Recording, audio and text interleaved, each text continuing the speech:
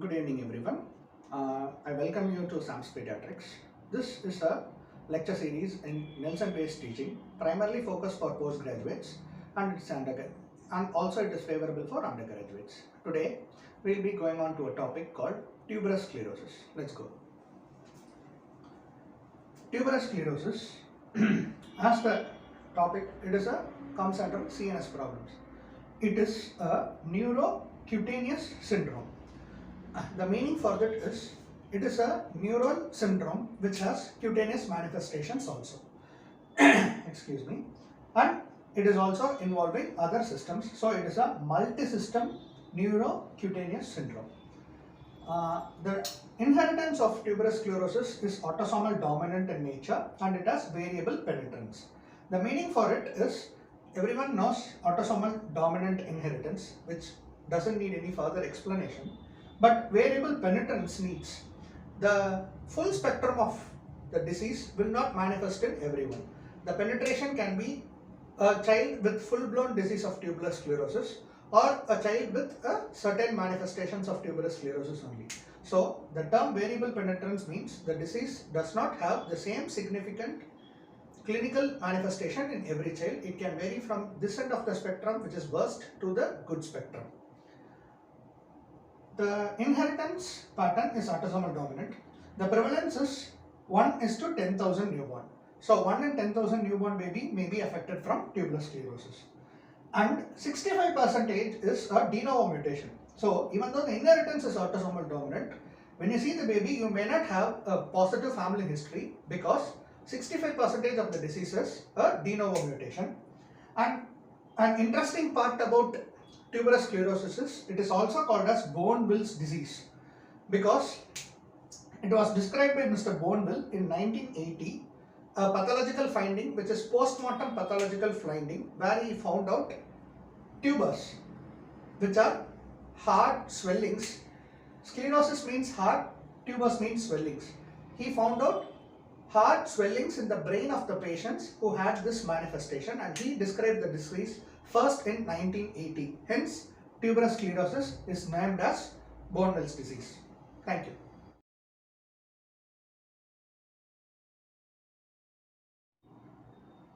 We will now discuss about the pathology of tuberous sclerosis. This is very important because to know the disease process and also it is very important in treatment aspect also. So we will discuss about the pathology. This TSC1 gene. TSC means tuberous sclerosis complex 1 gene codes for a protein called as hamartin, which is indeed present in chromosome number 9. These are just facts. The TSC2 gene in turn codes for a protein called as tuberin, which is present in chromosome 16. So first let's understand how this works. This TSG1 gene, this is the protein which I have drawn here, hamartin, and also the TST2 gene protein, which is tuberin, combines with another protein called as TBC1D7. This forms the tuberous sclerosis complex. Let us keep this aside for a moment. Now we will understand this part of the equation. This is RHEB protein, which is RAS homolog enriched in brain. This protein in turn stimulates mTOR protein. The mTOR protein is called as the mechanistic target of rapamycin, which is a drug. This protein stimulates this cell growth, angiogenesis and protein synthesis. RHEB stimulates mTOR, which in turn stimulates cell growth, angiogenesis and protein synthesis. This whole mechanism is kept in check by tuberous sclerosis protein. That means tuberous sclerosis protein keeps this mechanism in check, which allows adequate amount of cell growth, angiogenesis and protein synthesis. So now you realize that tuberous sclerosis complex, this whole protein is a tumor suppressor gene. If this malfunctions because of any mutation, this pathway will go unchecked and there will be unchecked cell growth, unchecked angiogenesis and unlimited protein synthesis, which all leads to the manifestation of tuberous sclerosis, the tumors in the brain and other parts of the body. So this is the pathogenesis of tuberous sclerosis. We are now going to discuss about the clinical features of tuberous sclerosis. We will discuss as a combo pack with both the clinical features and treatment of tuberous sclerosis. The tuberous sclerosis, since it is a multi-system disease, it involves central nervous system, skin, kidney, lungs, cardiovascular system and the eyes. Now we will be discussing only about the central nervous system. The spectrum of clinical disease in tuberous sclerosis can be from very severe to absolutely asymptomatic patients. A child may be having severe intellectual disability, autism, seizures. You can get a bad child like this, or you will get an absolutely asymptomatic child where you incidentally diagnose tuberous sclerosis. And coming to the pathological finding in tuberous sclerosis, it is a cortical tumor. In the cortex of the brain, you will find tumors which are nothing but hamartomas. Now, it is very important for you to know what is a hamartoma. Hamartoma, as a pathological definition, it is the abnormal growth of cells and tissues which are present in that location. For example, if you find abnormal growth of brain tissue in brain, where the architecture is only different but the tissue is a neuron, then it is a hamartoma. That is, the same tissue of that site is going abnormally, then it is a hamartoma. There is a different one called as choristoma, where you will find a renal tissue in brain, which is completely absurd. If the same tissue of that location goes abnormally, it is a hamartoma. From that location, if the tissue which is growing abnormally is foreign, then it is a choristoma. Try to get this concept, which is very useful in entrance examinations. And now, other manifestation of tuberous sclerosis is a subependymal nodule or a subependymal giant cell astrocytoma. This subependymal nodule or subependymal giant cell astrocytoma is usually found on the wall of the lateral ventricle in the brain, and it is imagined by using MRI. In MRI, you will get a sign called as a candle drip sign. It is nothing but the subependymal nodule will be calcified and will appear in MRI like the dripping wax of the candle. Here you have a candle and the wax, you will get drips like this, no? So in MRI, it will look like the wax which has dripped from the candle. Hence, it is called as the candle drip sign. This subependymal nodule, which is present in the lateral wall of the ventricles, can sometimes cause obstruction. If obstruction, the CSF flow is disrupted and it is causing an obstructive hydrocephalus, which in turn causes raised intracranial pressure, and at that time it will be the surgery, which is a immediate neurosurgical intervention to relieve the obstruction, which is the treatment of choice. But on the contrary, if you have an astrocytoma which is slow growing, you have to treat it medically with everolimus. And now we will see what is everolimus, which is an mTOR inhibitor. mTOR we have discussed in pathology. So everolimus is a drug which directly inhibits mTOR, thereby decreasing the growth rate of the SEGA, which is the subependymal giant cell astrocytoma. So this deals with these two and the treatment for the obstruction and the slow growing tumor. And tuberous sclerosis can present in infancy as infantile spasm, which is very important because any child with infantile spasm, you have to look for tuberous sclerosis retrospectively. Infantile spasms is a specific type of epilepsy disorder, which we will discuss in another video. But the treatment of choice for infantile spasm is vigabatrin, which is the first line. If vigabatrin fails, you go for ACTH, which is adrenocorticotropic hormone. So this is the treatment for infantile spasm, and you have to remember, any child presenting as infantile spasm, kindly rule out tuberous sclerosis. And it can present as seizures of any type. It can be tonic, clonic, atonic, something. And the seizures can be treated only according to the type of the seizure as per the epilepsy protocol. And most of the times you may get a tuberous sclerosis patient with refractory epilepsy, and that time epileptic surgery is the treatment of choice, where you go and remove the hamartoma or the sega. There is a whole spectrum of disease called as TAND, which is abbreviated into Tuberous Sclerosis Associated Neuropsychiatric Disorder. This is a spectrum of disease where the baby will have autism spectrum disorder, attention deficit hyperactivity disorder, intellectual disability, anxiety and depression. The two most common in this is intellectual disability and ASD, which is 50% and 40%. If you diagnose TAND, which is Tuberous Sclerosis Associated Neuropsychiatric Disorder, a prompt referral to psychiatrist will be of help.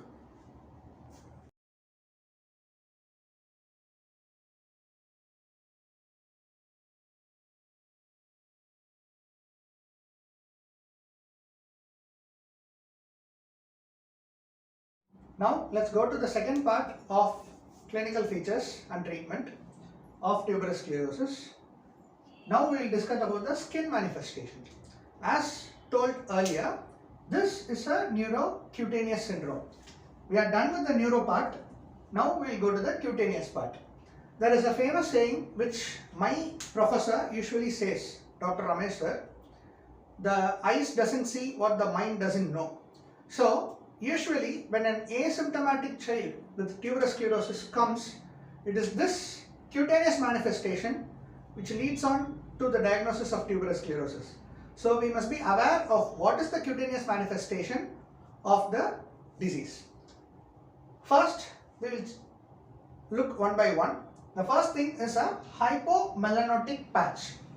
Hypomelanotic patch is a light colored skin patch which is present. If it is present more than 3 in number, it is considered as a major criteria for diagnosis of tuberous sclerosis, and it is sometimes not easily visible, and dermatological examination in a Wood's lamp usually is done to find out the hypomelanotic patch. If you get a chance, please visit the dermatology department how a Wood's lamp is done. It is a handheld lamp which is, we will take the patient into a very darkened room and a handheld lamp is scanned through the body and it usually illuminates the hypomelanotic patch much larger. I will try to attach a picture also. And second manifestation is adenoma sebaceum, which usually occurs in the age of 4 to 6 years over the face as small dots. Patients usually confuse this as acne, which is not an acne. The patient comes and says, the child has developed acne, kindly do something. Usually it is differentiated from acne by looking onto it. Actually, this is not an acne, which is internal facial angiofibroma. This is a smaller swellings of blood vessels and fibrous tissues in the face. The third cutaneous manifestation is a shag green patch, which is usually present in a lumbosacral area, usually in the size of a palm of the child. You can easily look onto it and make the diagnosis of a shag green patch. And there will also be a forehead plaque. In early teenage, around the nails, you will get a swelling, which is a periungual fibroma, which is fibrous tissue proliferation around the nails. These are some of the main cutaneous manifestation of tuberous sclerosis.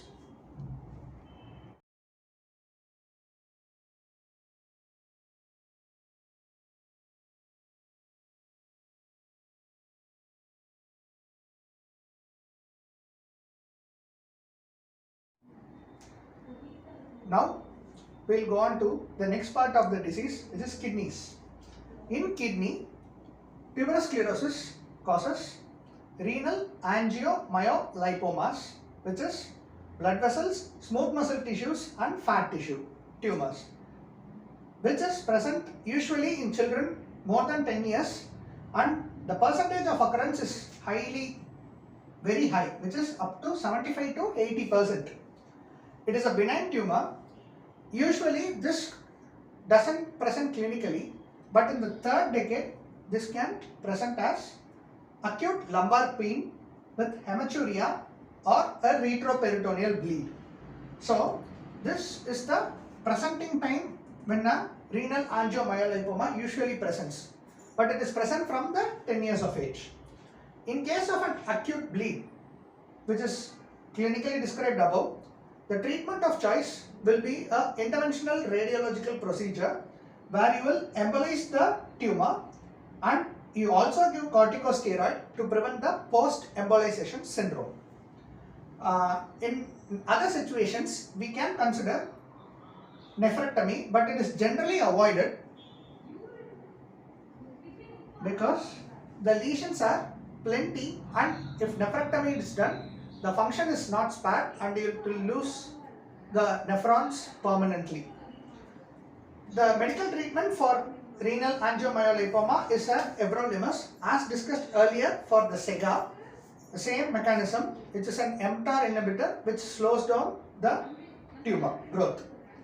And if the lesions are few, we can consider selective embolization, and after embolization the necrotized area because of loss of blood supply can be resected. This concludes kidney. Now we will be discussing about the tuberous sclerosis manifestation in lungs, heart and the eye. In lungs, it is manifesting as lymphangioliomyomatosis, which is nothing but smooth muscle proliferation of lymphatics, blood vessels and alveolar muscles. It is a special situation which occurs only in females over more than 15 years of age. The treatment for lymphangioliomyomatosis is rapamycin, which we have already seen in the pathology flowchart, where rapamycin inhibits mTOR, and also sirolimus, which is another inhibitor of the pathway like everolimus. In heart, usually there is rhabdomyoma. Usually this presents in fetal stage, and fetal echo can be used to find out cardiac rhabdomyoma, which in turn causes CCF and arrhythmia. But usually this cardiac rhabdomyoma gradually resolves on its own. And in eyes, the manifestation will be retinal hematoma, which is usually multiple, and there may be an achromic retinal patch.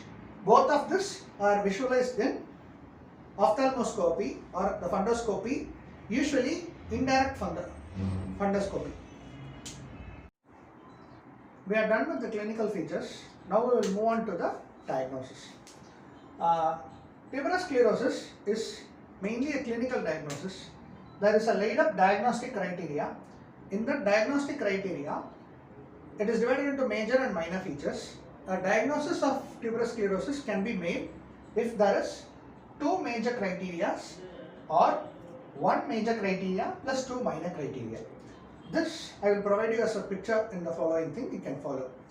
The confirmation of diagnosis of tuberous sclerosis require genetic analysis, and usually it is done in cell laboratories, and you can draw 4 ml of blood, minimum 4 to 5 ml of blood, transported in a specific container which is given by the cell laboratory to the things where they do genetic mutation analysis, and a pathognomonic gene mutation can be found either in the TS1 or a TSE1 or a TSE2 protein.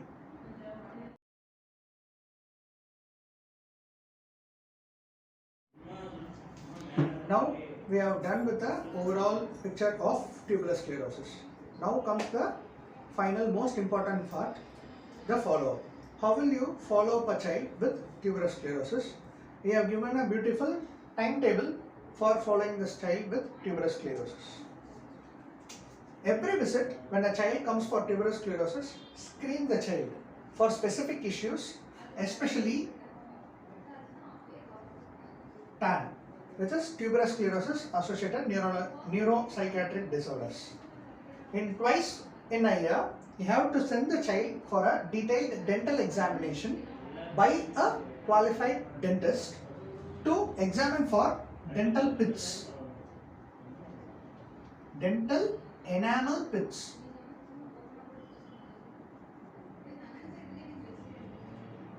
These children are more prone for dental caries and poor oral hygiene. yearly there should be a detailed examination of the skin by a dermatologist and by a ophthalmologist to find out the new skin findings and to delineate the retinal hamartomas and achromic patch. Which is very important to screen for both visual acuity and visual field mapping. Acuity and field mapping.